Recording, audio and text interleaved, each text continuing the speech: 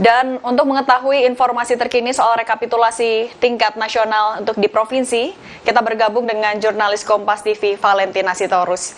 Valen, selamat sore. Artinya sampai saat ini sudah ada berapa provinsi yang sudah selesai dihitung oleh KPU?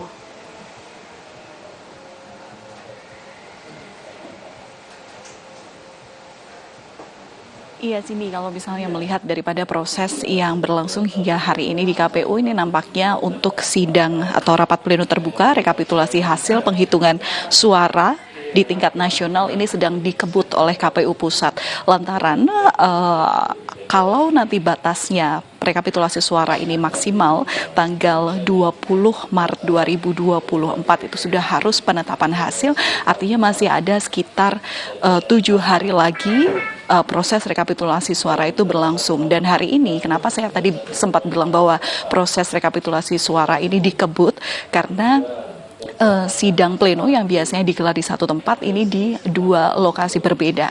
Dan hingga hari ini per tanggal 13 Maret 2024 baru ada 11 provinsi yang rekapitulasi suaranya sudah selesai diproses. Artinya dari 38 provinsi masih ada sekitar 27 provinsi lagi yang ini harus segera diselesaikan sebelum nanti penetapan hasil yang kalau melihat aturan PKPU nomor 5 2024 tenggat waktu ini harus diumumkan ke publik pada tanggal 20 Maret 2024. Nah, kemudian kalau misalnya membahas mengenai bagaimana proses rekapitulasi yang saat ini sedang berjalan di KPU Pusat, hari ini memang rencananya dari dua panel atau dua sidang terbuka, ini ada 8 provinsi yang kemudian akan direkapitulasi suaranya.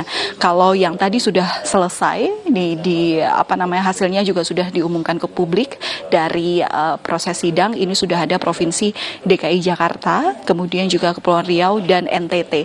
Dan saat ini yang Anda lihat di belakang saya ini sedang sidang pleno terbuka rekapitulasi hasil di panel A, khususnya untuk merekap atau melihat bagaimana proses perhitungan suara berjenjang yang sebelumnya sudah dilakukan oleh KPU Provinsi Kalimantan Selatan. Nah, yang menarik di sini dari sejumlah proses sidang yang sudah berlangsung di KPU Pusat, setidaknya sudah ada 11 provinsi seperti yang tadi saya katakan sudah selesai.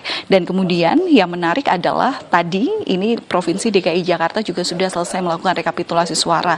Di mana kalau misalnya kita melihat daripada Pilpres atau pemilihan presiden, suara yang kemudian diperoleh dari masing-masing pasangan calon dimenangkan oleh pasangan calon Prabowo Subianto dan Gibran Rakabuming Raka. Hasilnya tipis sekali dengan pasangan calon nomor 1 Anies Baswedan dan Muhaimin Iskandar. Katakanlah paslon Prabowo Gibran ini mendapatkan suara sebesar 2.692.011 suara. Kemudian pasangan calon Anies Baswedan dan Muhaimin Iskandar mendapatkan di posisi kedua dengan jumlah suara 2.653.762, kemudian baru disusul oleh pasangan calon Ganjar Pranowo dan juga Mahfud MD yang mendapatkan 1.115.138 suara. Dan menarik sebelumnya kalau melihat peta Pulau Jawa, ini sebenarnya Pulau Jawa ini menjadi ceruk suara terbesar yang diharapkan oleh para paslon. Kalau tadi saya membahas suara perolehan yang terdapat di DKI Jakarta, ini juga hampir sama bahwa pasangan Prabowo Gibran ini seolah mendominasi, katakanlah dari suara atau rekapitulasi yang sudah dilangsungkan di Provinsi Jawa Tengah.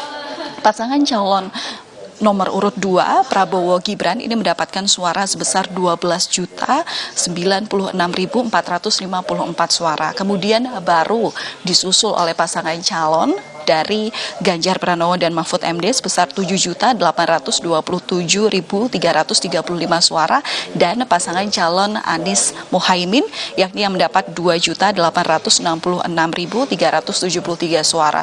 Kemudian Sabtu lalu ini juga suara yang didapati dari Provinsi Daerah Istimewa Yogyakarta, lagi-lagi nomor 02 mendominasi mendapatkan suara 1.269.265.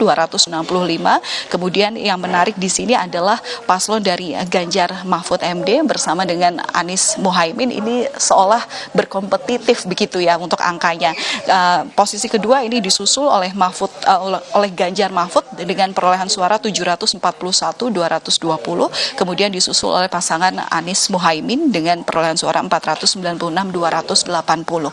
Nah, ini adalah perolehan dari pasangan calon presiden dan wakil presiden. Tapi bagaimana dengan perolehan suara dari tingkat legislatif? Nah, ini yang menarik, Cindy dan juga saudara, kalau tadi diumumkan oleh KPU RI oleh komisioner begitu ya, bahwa di pemilihan legislatif DPRD tingkat DKI Jakarta di Provinsi DKI Jakarta sendiri, rasa-rasanya yang bisa memperoleh suara ini dari PDIP ini kelihatannya digeser oleh PKS. Katakanlah PKS per hari ini sudah mendapatkan suara 1.012.028 suara atau 16,68%. Ini kemudian menyalip PDIP yang sebelumnya juga menjadi pemenang di DKI Jakarta, yang mana angkanya ada di 850.174 atau 14,01%. Dan kemudian yang di posisi ketiga ini ada Gerindra dengan prosentase 12% atau peralihan suara 728.297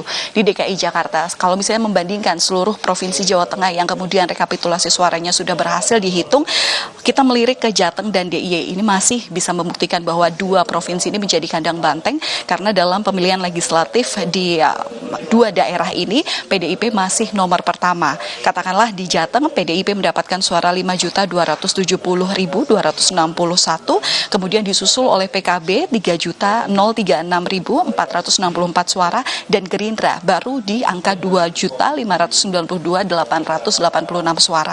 Dan yang terakhir di DIY, PDIP masih mendapat posisi pertama 25,88% atau angka rincinya ini ada 593.969 suara, kemudian disusul oleh Golkar 302.845 suara, dan kemudian Gerindra 272.165 suara.